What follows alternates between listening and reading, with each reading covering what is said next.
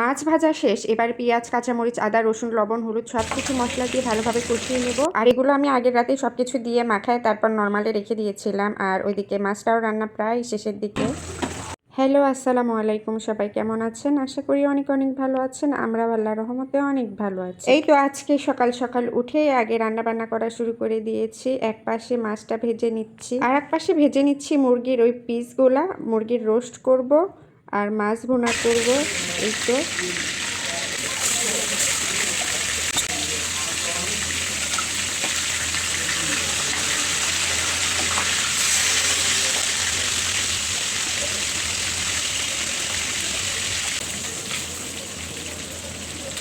মাছ ভাজা শেষ। এবার পেঁয়াজ, কাঁচামরিচ, আদা, রসুন, লবণ, হলুদ সবকিছু মশলা দিয়ে ভালোভাবে কষিয়ে নেব। আর এই চুলায় একে একে মুরগির পিসগুলো ভেজে নিচ্ছি।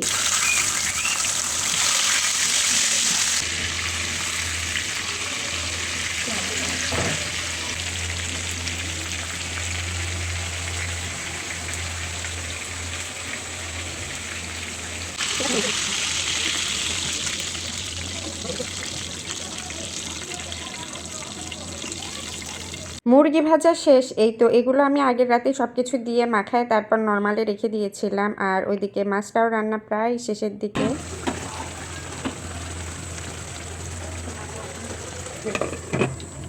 এইবার মুরগির রোস্ট তৈরি করব। এই জন্য এই তো পেঁয়াজগুলো ভালোভাবে ভেজে নিতে হবে। দুইটা চুলাই একসাথে রান্না বসিয়ে দিয়েছি।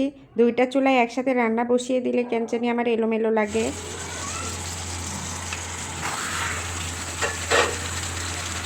মুরগির রোস্ট করাও প্রায় শেষের দিকে।